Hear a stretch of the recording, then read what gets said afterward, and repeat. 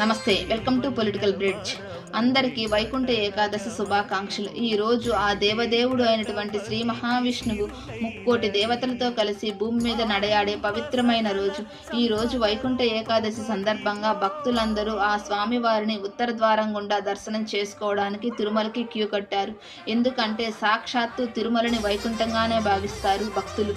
TTD కూడా ఎక్కడికక్కడ ఏర్పాట్లు బ్రహ్మాండంగా చేసింది. తిరుమలని శోభాయమానంగా అలంకరించింది. ఎక్కడికక్కడ స్వామివారి నామస్మరణ మారుమ్రోగే విధంగా, భక్తులలో భక్తిభావం పెంచే విధంగా ఏర్పాట్లు చేసింది. విఐపి దర్శనాలు తగ్గించి సామాన్య భక్తులకు కూడా ఆ శ్రీవారి దర్శనం చేసుకునే విధంగా కొన్ని జాగ్రత్తలు తీసుకుంది. వరుసగా సెలవులు కావడంతో భక్తులు ఎక్కువగా రద్దీ ఉండడంతో టీటీడీ కొన్ని జాగ్రత్తలు కూడా తీసుకుంది.